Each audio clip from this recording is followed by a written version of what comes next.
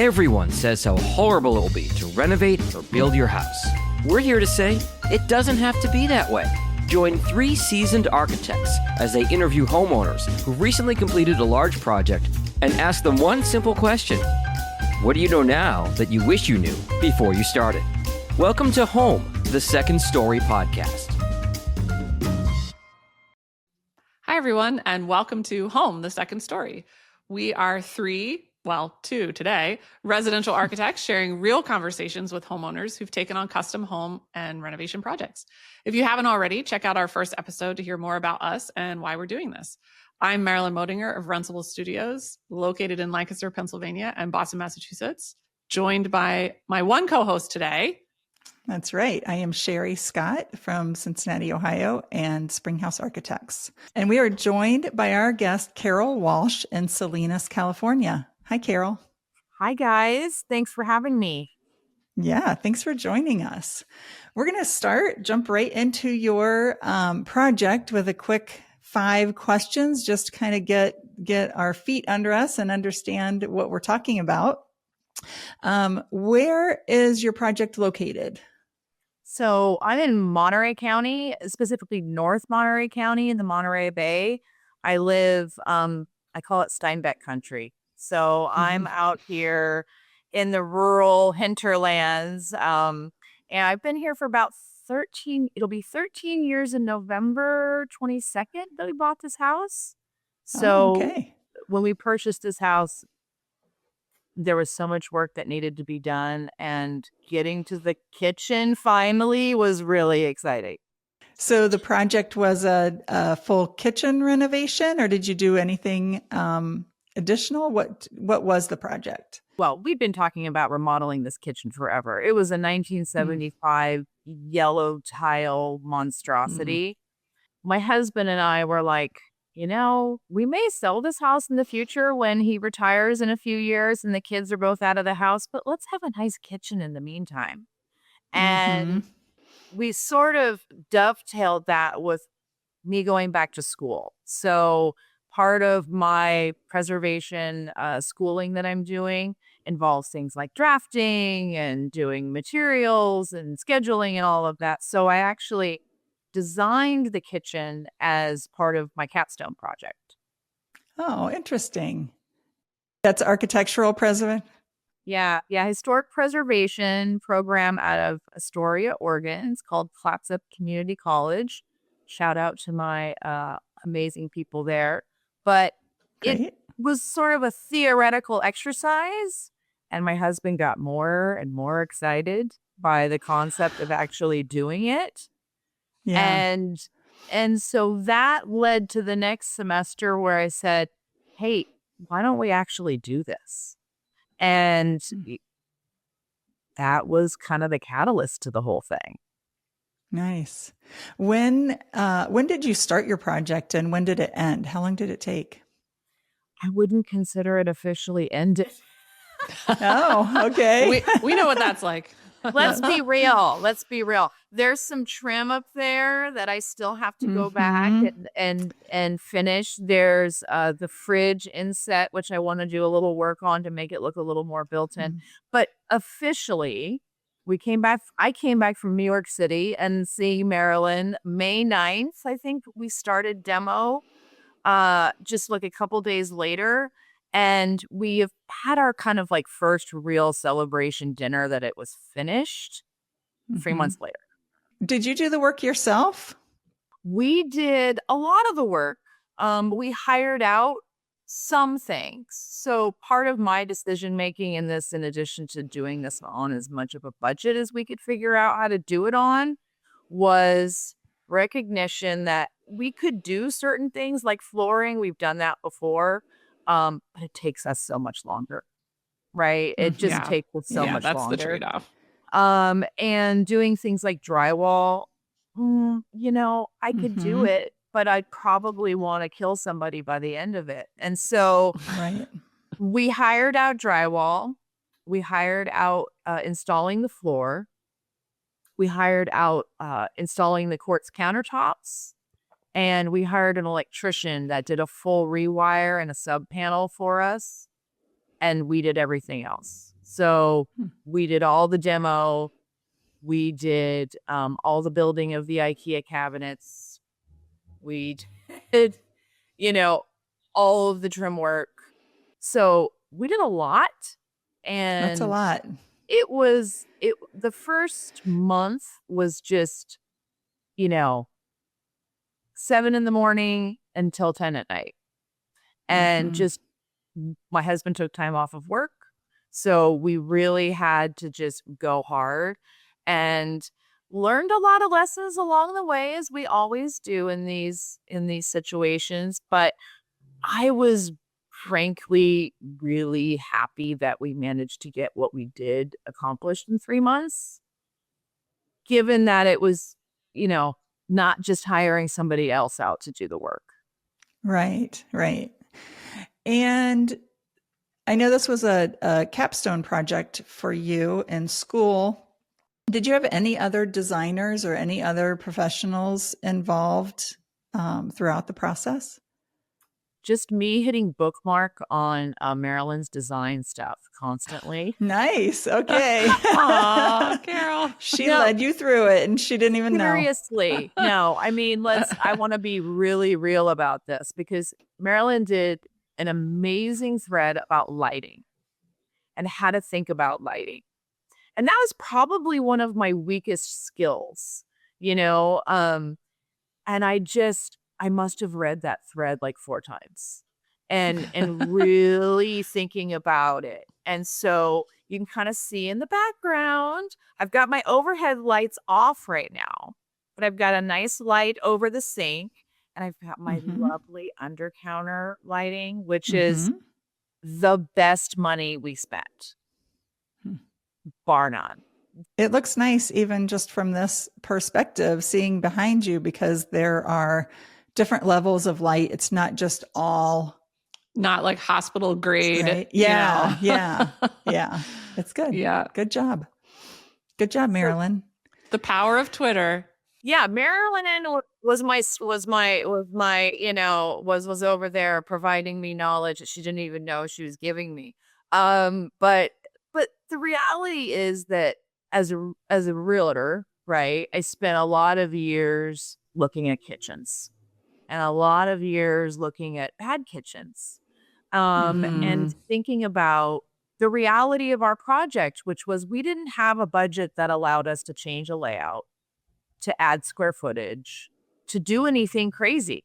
So we really had to stick with our existing layout and then figure out ways to make it feel more upscale and more interesting than our budget allowed. And so my design process was a lot of looking at higher end things and trying to think about how I could translate that backwards to something we could actually realistically either afford or accomplish. So lots of field research, I mean, basically, is like the fancy way to say that, right? Like, so you had been, and perhaps even before you started this project, you're looking at these kitchens and over the years kind of taking notes. Like, I like that feature. That's really cool. I would never do that. This is dumb. And even in those high-end kitchens, I'm sure you experience this, where sometimes you walk into a high-end kitchen and it hasn't been designed right. And just because it's expensive, there's like weird layout things. And you're like, okay, well, this is an awkward space to use, or this would be frustrating, to actually function in. So that's cool that you were taking notes over the years for all that stuff. Yeah, it's really interesting too, because this is in our forever house. And so part of what we were really thinking about was, we're probably going to sell this house in the near future. And so this has to be a kitchen that we both love and enjoy and are proud of, but is also something that another buyer would walk into and not feel either an objection or go, yeah, it's a no for me. And we wanted it to be timeless enough that it could hang out for 5 years and still feel current, still feel classic.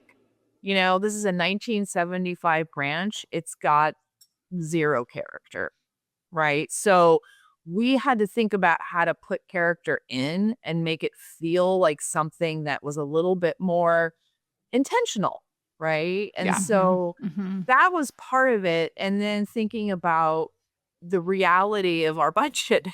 So, Yeah. we accomplished this for less than $30,000. Wow. That's amazing for a full kitchen. And that's without paying yourselves. I just Right. want to put a big asterisk. Right. Like you probably cut that budget in half by doing That's the right. work yourself. Because I was doing all of the design, all of the schedule management, all of the management of subs, going to pick out all the materials, searching for the sales, you know, getting the husband is finding the deal on the Sub-Zero that's 10 years old that still works great that we got for $1,000. Yeah. Right. So we were really thinking about ways that we could get higher end things without spending the higher end dollar. But that is so much time. And people have to Yeah. realize that you cannot just go boop, boop, boop, boop, boop. Even in ChatGPT, even in all the wonderful technological things that we have, it doesn't replace your feet going down there and touching the tile. Yeah. Or like combing Facebook Marketplace and then dealing with someone who's trying to sell their fridge, and you got to get it out of there and you got to haul it and you got to find the truck and the guy and the thing and get it in the door. And it seems easy on paper, but it's not. No. So that's a hard earned. It is. Yeah. That's yeah. hard earned right there. Right. And Right. you were living there. Yes. You lived in your home through it. Yeah. Yes. Yes. And we had 4 very unhappy doggies because they're like, what? This is their transit from our master bedroom out to the backyard. This is where they eat. Mhm. This is their world. And so, I only have 1 kid left in the house who's a teenager now. So we could have never accomplished this. I wouldn't even want to think about it with little kids, right? Like that would have been insane.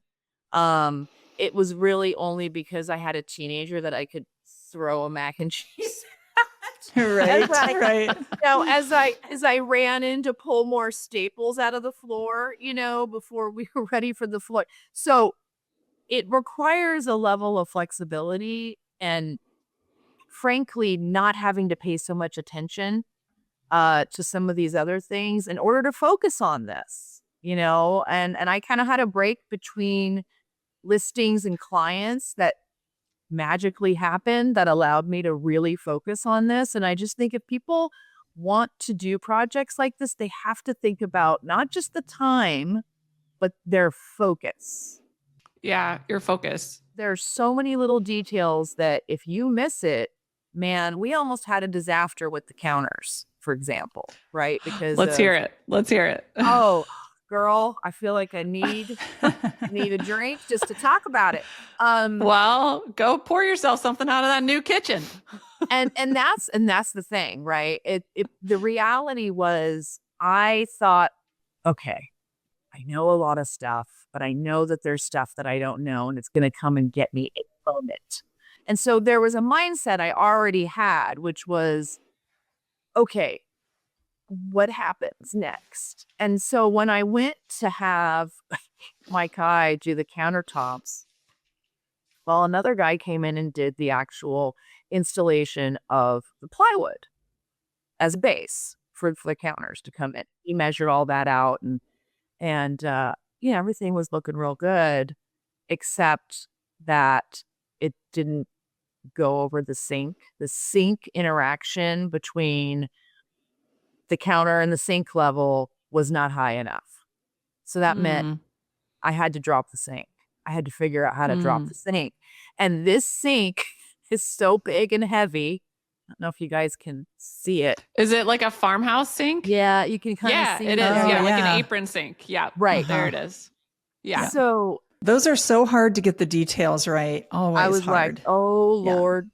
And so what I ended up doing was figuring out a way to create an entire support system under that sink that I could drop it was a 1/2 inch difference. And I had my husband, I had his best friend at work who was their in-house carpenter guy. We were all trying to figure it out. And I was like, I think this is the way. This is my plan. I'm going to cut out this, and then I'm going to create a support with this. And Greg, his friend, just looks at me and goes, do that. Do that. That will work. And I was like, okay. And my husband was like, I don't know. I was like, oh, Greg said it'll work. So that's what we're doing now. Perfect. And that's what we did. And it worked. Right. But in that moment, it was really, really like make or break kind of stuff. Well, and that's the kind of thing that if you don't have a general contractor or an architect, like you did not, then everyone's going to be looking at you to solve it. That's right. And luckily you were equipped to do that. That's where it gets back to what you're saying about focus, right? Like if you weren't able to focus on that, or you had little kids running around or all these other factors, it might not have been possible for you to come up with that solution. And then you'd have like a wonky sink. So that's the kind of thing that you can't plan for, but is going to happen, right? On these projects. Yeah. And then we had another thing where, the stove that we have is a zero clearance. It's an electric stove. We're all electric here. We're out in the country. And so, when the guy did the countertops on that side, I mean, the clearance that we had to get that stove in and out was like, my husband was sweating, right, as he was trying to install this thing. And luckily one of the best, that's when you get butter and you just grease the sides, slip it right in. One of the best things. And then of course I'm concerned because we've got the LVP flooring, right? And so I don't want to scratch that. We've got, we're trying to make sure everything is lining up correctly. And I found these wonderful like skid pads, right? Mm-hmm. That we could put it on and we could roll it out and figure it out and roll it back and figure it out and keep just like working it until we had it exactly where we needed it to be. And again, like I'm on there asking questions to, whatever Google machine saying, what's your favorite way to slide an oven? Right? Because I don't know. Right? Yep. Like nobody's telling me this, and I don't have the financial ability to handle somebody to do all this from up above and say, Carol, just do the thing. So it was a process of just being really not stuck on your solution. Yeah. Being willing to look and see, are there 5 other solutions that might work better? Mm-hmm. Yeah. I'm being flexible enough to go with that or to figure it out is a big part of that. So you mentioned that that you lived in the house for a while before you started on this project. So what was the thing that finally made you say, it's time for the kitchen? I mean, you went into that a little bit, but like, is it age of kids? You're thinking about moving out? Like, what was that like spark that was like, now it's time?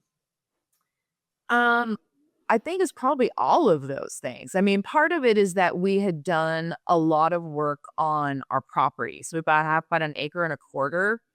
And when we started in this house, it was really about working from the outside in. So fencing and gates and horse barns and all the things. And then sheds and working our way to the house. And then during COVID, we did the siding. We did windows. We did flooring in the rest of the house. We did, trim in the rest of the house. So we're down to just the kitchen and bathrooms. The last piece. And also when we had our previous home, we kind of remodeled the bathroom, and I use that term very lightly. And when we sold the place, right before we sold the place, we rented it for a little while. And we had little kids at the time, and it was insane. But when we were done, I was like, why didn't we do this before? So we could enjoy it. This is terrible. Yeah, do it sooner. Right? Yeah. This is awful. I wish I had this when, and so that was a lesson that came to mind. It's like we worked really hard on this property, and now it's time for actually us to have a room that we really, really enjoy. And I love cooking. but that kitchen sucked. And I couldn't, it was just like everything in there was terrible. The fridge was on its last legs and was leaking. It didn't fit in the hole, right? Where the fridge is supposed to go. And then if you're gonna buy a new fridge, like you don't want to buy a new fridge because then you're like, well, now it's gonna fit in the old dumb kitchen. Exactly. We had an oven. It was like an oven that was just like a sad state of affairs, and just all, and the dishwasher that was like, maybe I'll dry it. I don't know. Right. Like, so we just decided like, let's go ahead and do this. And then there was another little part of it, which was we knew tariffs were coming. And I told my husband, I said, listen, if we're going to do this, I'm going to buy all the materials, all the appliances, all the things, everything as soon as I can. And we're going to stockpile it all in we call it the barn or the guest house. And that was a godsend because if we hadn't had that extra space to store all the cabinetry and every other thing that I bought ahead of time, it would have been really difficult to do that. But by doing that, I don't know, I saved 30% more depending on what piece of material you're talking about. The only thing I got caught out on, there were two things that hosed me with the tariffs and the sort of shipping wars and all of that, which was the rest of my LVP flooring. I had about half a floor for a month, which was fun. And then because Home Depot magically just went, we don't have it. And I had to keep tracking up the chain to find out it's sitting on a boat. It's going to come, but we don't know when. Yeah. Right. And so that kind of stuff where I can't imagine how bad this would have been if I hadn't done that. So Carol, did you have everything for the entire project before you started? All of the materials before you ripped out what you had? Interesting. That's good. Yeah. That's really good. Because it was time too for us. Yeah. You knew like once you rip out the kitchen, you don't want to be having it ripped out for weeks on end while you're waiting for something to come in. Or scrambling to find the right fridge and all of that. That's really good planning. I also really appreciate, what you said about a lesson that you learned from a previous project, the bathroom story, where you're like, this is great. I wish we'd have done it sooner. And I think I have never worked with a client in 20 years who says, wow, I really wish I would have waited to do this. I'm really sad I did this now. The best time to do a project is 5 years ago or right now. Like those are the best times. If you wait, sometimes you have to wait because life or like certain things like that. But if you can do it as soon as you can. Even as you're talking about needing to sell the house, but not toughing it out in that kitchen. I see all those posts you're making on Twitter of all the things you're baking that you're clearly enjoying your kitchen in a way you couldn't before. That's huge. You should be enjoying your house, even if you are going to sell it in a few years. You do it when you can and when you're ready. And the reality was between the little kids and the financial and all the things, we couldn't really do it until now. But I'm so glad that we didn't wait any longer. The amount of enjoyment I get from walking into my kitchen every day to make myself a cup of coffee. My coffee corner, see that? I see that up there. Yeah. This is my favorite thing of my whole entire kitchen because I had to battle to get that thing. My husband was not convinced. But now it's your favorite thing. It is, and he loves it too. And, good. He does. But I want to say a moment about that, which is designing things with your spouse. Yes, let's hear about that.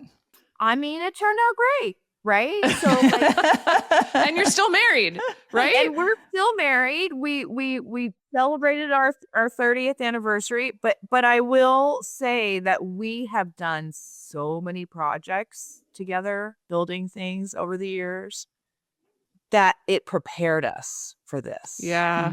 This wasn't your first rodeo. This was not our first rodeo. And so we understood already each other's strengths the things that he's much stronger than me, right? His arms are strong and we had a soffit, a 1-foot soffit that separated the dining and the kitchen area here, and pulling out the framing for that soffit and cutting that with the Sawzall and doing that work, right? That would have taken me forever Yeah. if I could have even accomplished it. And I'm pretty strong. I'm a farm girl. I can haul hay, right? But even that was like, wow. But then on the other side of it, right? Like I have like an insane level of detail eye. So I see every little, that's not right. That's not gonna, there's one staple that didn't get pulled. It's gonna mess up the flooring, right? That's my strength, right? Is the detail work, right? And I do all the painting and all that kind of stuff. So we already knew going into this our strengths. That's huge. So there wasn't a lot of battle about what our positioning was going to be. Probably the hardest thing for him was letting me be the lead, letting me be the full GC overseer of this project, designer, and having him go, no, I don't really know if I like that sink, or I don't know if I really like that color, or I don't know. And I'm going like, honey, I'm the realtor. I'm the person who looks at kitchens every day and understands what people don't like and do like, right? So let me have this. Trust me to do this, to come up with this thing. And he's super happy now, right? He's like, it turned out great. But we had a lot of battles in those moments of making big design decisions, but somebody has to lead.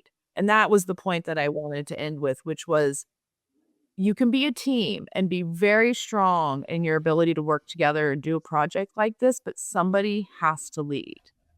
I think that's a great point because, you hear these sort of horror stories of where a project, like especially on our side as architects or, as contractors or whatever, where you're working with the husband and wife and the husband calls and says, we're doing XYZ. And then 10 minutes later, the wife calls and says, well, no, we're not. And then all of a sudden, you as the professional are between, it's not cool. And it costs money and time and strife and whatever. So one of the best things from our perspective as on the industry side is when couples do present a united front. It doesn't mean that we don't have things we talk through in the meetings and that we're not kind of compromising on design things or whatever.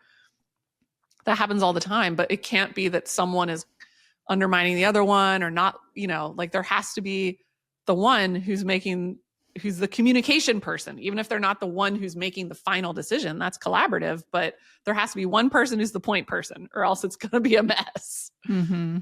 And a lot of times we have clients where one will be in charge of like the overall style. Okay, we'll do it your style. And then the other one is in charge of the kitchen appliances or something like that. They do kind of, some of my clients, they do part out like who's the lead for which decisions to make, because that's a good point, Carol. Like just to have that conversation before you start, or even in the beginning when you're starting to like feel some tension, to just say, okay, this really is my project and you're going to be happy in the end. So let's keep moving. There's an aspect too of what you're saying that is, it's about what your strengths are. It's also about what you care about too. Right. So, and that's where those two don't meet can be complicated. So if someone's like, well, my strength is not in the details, but here is a detail I really, really, really care about. And I don't want it to get lost in the mix. So then the other partner is like, okay, I'm the detail person, but I have to remember to bring this other thing in because that's important to my partner. And you guys sounds like you guys have had years and years of experience with that. Thank goodness we sort of had as much experience as we did doing projects and working together and stuff like that. But there were times where my husband was absolutely ready to murder me because I was like, we did all the subway tile. And we'd never done tile before.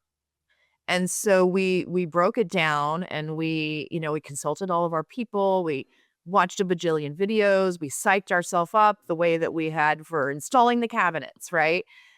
And we decided that what made the most sense was for me to be the mud person, the placer of the tile, and for him to be the cutter of the tile. And we kind of got into a nice rhythm. We were feeling really good about it, and we're like, okay, yeah. And then we got to the electrical plugs. Yeah. And it went downhill real fast after that, right? And we really had to like pull it together and not battle, over it. And so we figured out the way, we got through it, right? We had challenges again with those darn quartz countertops and your walls not being perfectly level and having to feather that mud to get yourself all the things. We were learning it, we were doing it and feeling really good about it. We got to the end of it and I said, honey, it needs a pencil tile on top. We can't leave it like this. Okay. It's not finished. And he just looked at me and was like, you're insane. I'm not doing pencil tile. I don't want to cut those tiny little pieces. Like, you're killing me over here. And I just said, honey, no, I'm sorry. You're going to have to figure it out because it's not going to look finished otherwise. It's not going to look proper. It's not going to look the way we want it to look. And so we joke now that he's always like, isn't that pencil tile amazing?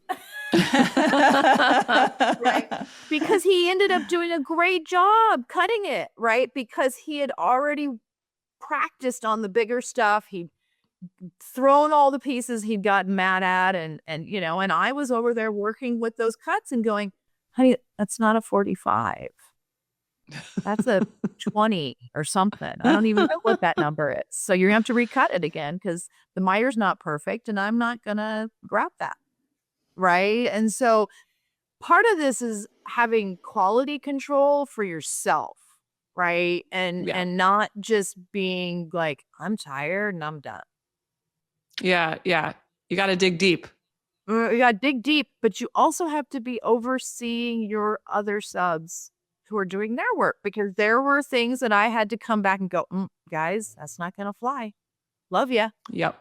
But you need to fix that. And because these are, except for the drywaller, I, had known and worked before using them in my real estate context, right? It was not unexpected. Right.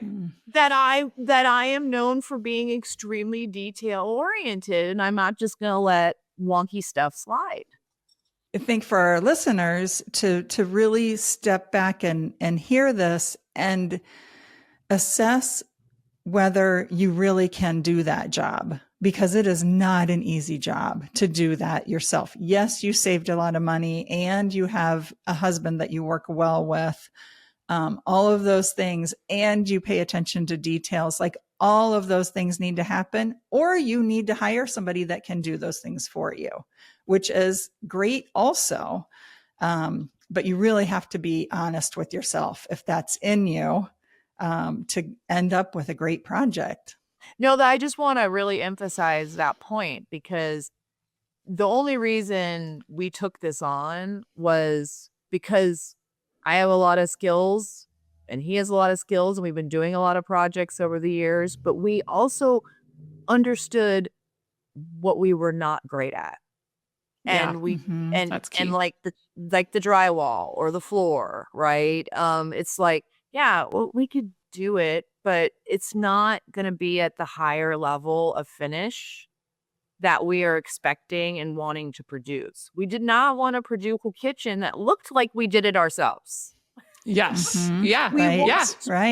Right. We wanted it to look like it was a professionally done kitchen. And so that meant we had to pick and choose things that we actually knew we could accomplish or call in, other friends who are professional in that way and could advise us, right? And step in that way. But don't minimize the negative effect of doing things that you frankly have never done in such a major big project. Like, start in your shed, right? Like, start some sheds and garages and all this. Like, that's where we started, right? And so we didn't just jump into doing a kitchen, right? And so I see a lot of folks who are watch HGTV and think, I could just go in there and do that and it'll be fine. It won't be.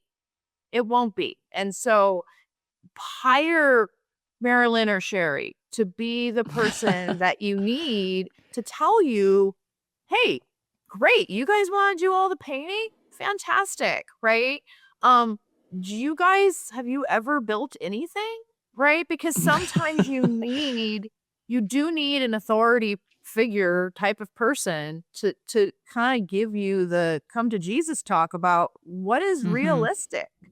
And if you don't, that's when people get into real trouble. And I see that so many times in the market where people think, I can do that. And then not only did they not do it, they never finish it. Right. That's the hardest part. That is the worst thing. And I talk about marriage counseling, I walk into situations like that and it ain't pretty. Right. Yeah. And so now I've got to figure out how to finish that kitchen or finish that bathroom or do whatever it is to sell that property. And now you're spending so much more money on top of. Yeah. Than if you would have just done it. Before we land on our final question here, I want to ask, because I'm pretty sure our listeners are curious from your professional perspective as a realtor, what are those things? So you did your kitchen with resale in mind. This is a question we get all the time. How do I make decisions in my home that are good for resale value? So what are the top 2 or 3 things that you did in your kitchen that you're like, I know this is a good move for resale since you're selling in a couple of years, right? Yeah, that is probably one of the hardest questions. So number one for us is think about neutral things. Don't impose your color vibes and in really specific ways that cannot be undone. If you want to do that with paint, fantastic. Don't do it with the backsplash. One of the biggest things I hear from buyers when they walk into a kitchen is, I hate that backsplash. And even though I know it's not the end of the world to change it. Yeah. It's like mentally, mentally it throws them right off. And so we did a lot of work thinking about the backsplash. And because we couldn't afford to take the quartz all the way up the wall, which would have been my first desire. Yeah. Right. Yeah. And so it just went, you know what? Long, plain subway tiles. It's just never bad. It's never bad. Right. And it's just a nice neutral place. And we really put the money into the countertops and having those be really beautiful. And the second one is the cabinet style. And I see a lot of people kind of going real mod or real old fashioned, right? And it doesn't make sense with the rest of the house. There's no context. Yeah. There's no story happening, right? And we really wanted it to be like, there's some little craftsman hints in there, but it's not specific. But it can also flow into a little mid-century mod with the light fixture. And we want, we're pulling in this big farmhouse sink, right? Because that's what people like, right? People like big sinks. That's not going away, right? And so those 3 things were kind of like, if you could nail those in a way that is neutral, that still makes it fun and exciting and interesting, add your personality in the other spaces. But keep your backsplash, your countertops, your cabinetry thoughtful and classic. You can play with everything else. Exactly. And if you are going to be there forever, or if it's, the next 15 or 20 years, then do the crazy backsplash because, then you can tear it out or the next person can tear it out. But, if you're looking to sell in the next few years, that makes a ton of sense. Yeah. And I'm a huge fan of people living in their house and loving it. So Yeah. Right. if this is your forever house, man, knock your socks off. Do it. Yeah. Hot pink cabinets. Let's go. Let's go. But I also know that life happens, and you may have intended for that to be your forever house. And then a job changes or a family situation or whatever it is happens. And it ends up you do need to sell that house. Yeah. Right. And so those personalizations, hey, you might want to listen to me when I say, hey, let's knock out the red backsplash and just put in some nice subway tile. Right. That doesn't mean that you couldn't have enjoyed it and used it all those years that you were there. Right. But just be open if it happens to either your designer, your realtor, whoever your professional is that's helping you to go, it's okay to put that down now. You don't have to fight for the red backsplash until you're dead. Like you can just say, I really enjoyed that red backsplash, but I know it's not for other people. Yeah. That's right. Yeah. I like how you said, it's your house and you want to love it while you live in it. And there are different things that can make you love it. And we always ask people because, projects are hard and they're long, and, working with your spouse through it is hard and long, I'm sure. But what is something in your project that just every time you see it, you're like, oh, I love this. I love this so much. Yeah. Probably the coffee station because I use it. I wondered. Yeah, I thought maybe we already had that answer. And the little it's in a pull out drawer. Yeah, which we love. And I got my microwave right above it, and it's like I can just go over there and warm my milk and make my cappuccino, and I have all my things, and it just makes me. It's just a nice way to start the day, and it makes me feel really, really happy. But as Marilyn knows, I've been baking like a crazy person. And so part of that is feeling inspired by my kitchen, feeling inspired now to do things that I've never done before. I've never made Danish pastry in my life. But there I was with 4.5 pounds of dough spread out across that whole counter, which I can now use to roll things on. I couldn't do that before because I had disgusting yellow tile with black grout and ew, right? Like that wasn't happening. I couldn't get a board big enough to put all that dough on. And so I needed a counter I could actually use. And so that gives me tremendous joy to produce that, something tasty and yummy, and then look at it sitting in my kitchen. And that's the thing. Like, I know everyone has a budget. I certainly did when I did my house. We all do. But it's hard to put a price on something like that. Like it makes it worth it, and especially if you're making smart budget decisions along the way and whatever, putting a price on being able to be inspired by your kitchen, that's amazing. And to start each day, like at a moment in your kitchen where it feels like, a good way to start the day. I don't know. Seems pretty priceless. Yeah. And it's hard to put a value on that. That's right. Mm-hmm. Yeah. So, well, I think that's a good place to stop. You can't go much higher than that. So, really appreciate you joining us today, Carol. It was really fun to hear. Yeah. Thank you. Your story. Well, it's been a blast, and it's so fun to talk about the whole process, and hopefully it helps other people kind of think through what they want and what they're able to take on and where they need help. So, yep. I really appreciate it. All right, guys. Well, it's been a blast, and I look forward to seeing you again. Well, that was fun. Yes. A different perspective than we've had before, where she did it all herself, essentially, especially scheduling everything and being in charge of it all. Yeah, for sure. And, my biggest fear is, she did mention what what she spent on the project. My biggest fear is that everyone hears that number and then thinks that can be replicated and forgets all the stuff that she had to do to make that happen. Of the work. I mean, she had a job. She had a full-time job with that. A full-time job. Yeah. 7 a.m. to 10 p.m. she was saying for a month straight. And that was after she had designed it, bought all the materials, staged all the materials. Procured everything. Yes. Oh my gosh. Called Home Depot until they told her that the boat was in the harbor or out to sea or whatever.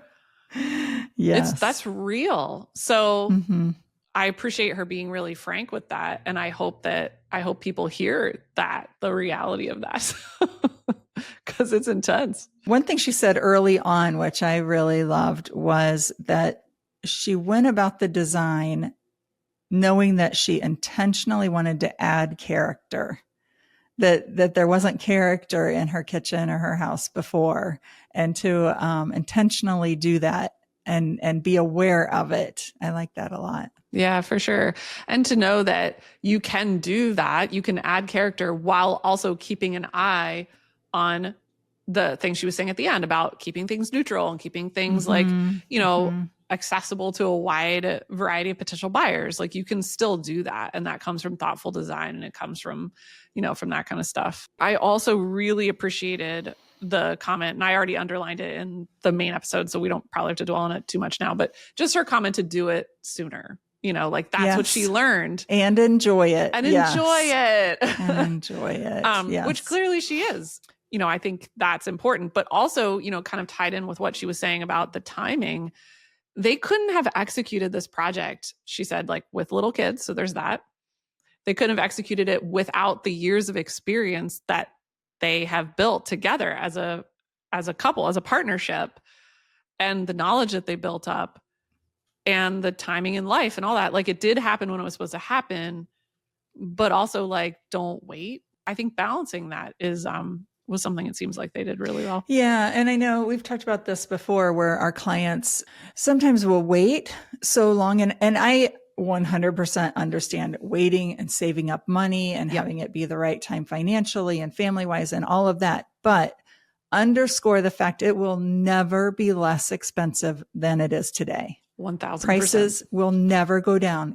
Even in COVID, when they were skyrocketing, people would say, well, we'll wait because maybe lumber's going to come down. And lumber's a commodity, which is a little bit different, but it doesn't come down. No, it doesn't come down. It may stabilize for a while and we will catch up to it a little bit, but it's never less expensive ever. Nope. And I think the forces that, we're not about to turn this into a macroeconomics podcast, but the forces that are playing into that, whether it's tariffs or whether it's the lack of trade labor, which has been a problem in this country for decades. Like, there's a lot of factors that aren't just about, prices are kind of high right now. Like, there are big sweeping things that are going on and have potentially been building for a long time. So, and that's why I said the best time to do a project is 5 years ago or now. Like, it's not going to get cheaper. So I think at the same time, balancing that with, as you're saying, financial need or family need,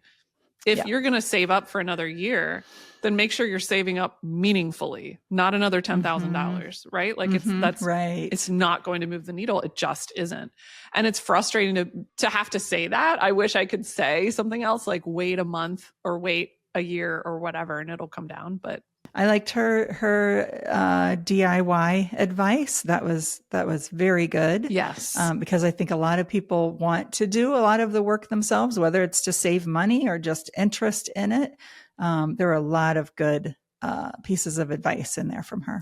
Yeah, absolutely. And the sort of understanding what your strengths are in that regard too. Like, I would never do tile, not in 100 years. I just wouldn't. It's like one of the few things that I won't touch. I just won't.